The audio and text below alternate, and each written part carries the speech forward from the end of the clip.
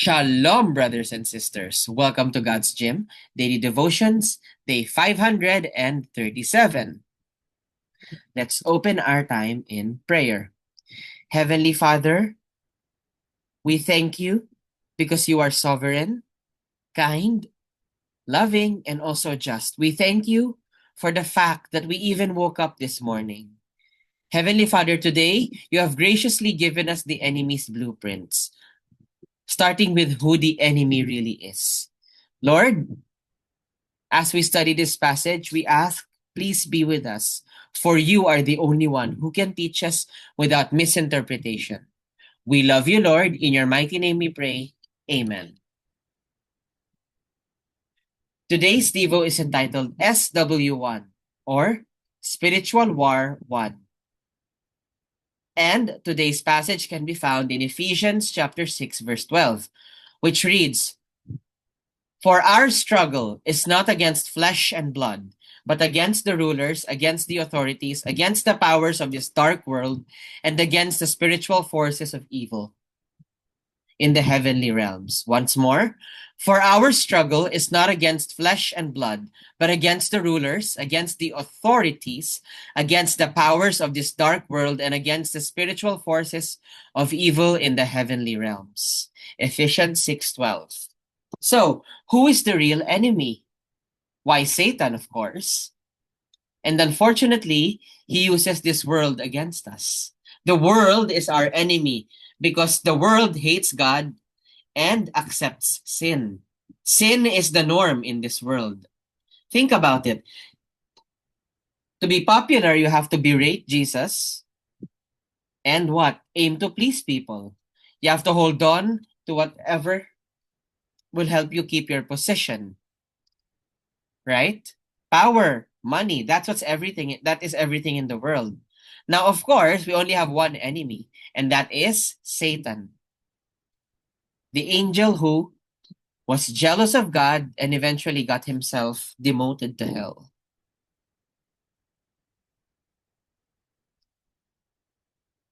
I mean, if we're not careful, we could end up like him. We will end up like him if we're not careful. This world is dark and broken. It practically worships the enemy. Have you seen what's happening? Woke culture. Being able to identify with whatever you feel like. Going with your feelings, doing what makes you happy instead of doing what makes God happy. Some people even think God directs them to these sinful things, but that's just not true. There is a difference between love and lust. But the enemy blurs that. You know what? He's not even a major player anymore. He just kicks back and eats some popcorn because we're doing it to ourselves. So, how can we defend against Satan? By realizing that unlike God, he is not omniscient, he is not omnipresent, and he is not omnipotent. He can't even be in two places at once. He can only be at one place at one time. He's not that powerful. He's a worm compared to the Lord. He just blurs the line between sin and norm to get to us. What else? There's things like abortion, right? That's the norm. In fact, mocking Jesus is the norm. So, God implores us to guard ourselves, and the best way is to immerse ourselves in His truth.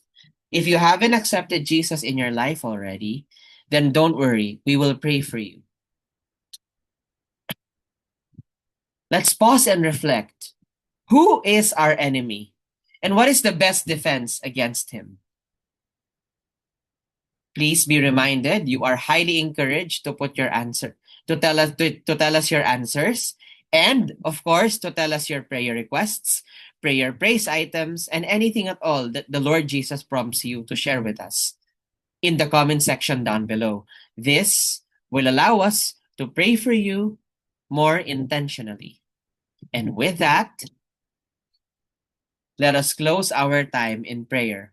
Dear Heavenly Father, thank you for loving us enough to give us the enemy's blueprints, starting with who he is and his tricks. Heavenly Father, thank you for reminding us what's going on right now. We need to wake up. Instead of being woke, we need to be awake.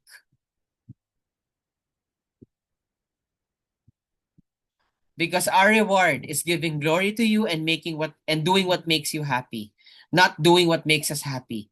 Lord, the enemy will always blur the lines between love and lust, between sin and norm. So much so that he even makes us think that you directed us to these things.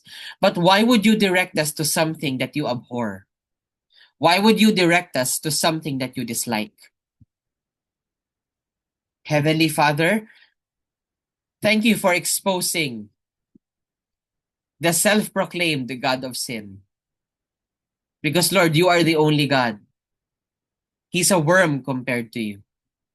You will always be the all-powerful God. So thank you, Lord, for waking us up and taking us from woke to awake. We love you, Lord, and please continue to guide us to the path of righteousness. We love you, Lord. In your mighty name we pray. Amen. And that will be all. God bless and keep you. Shalom, shalom, brothers and sisters. Shalom, shalom.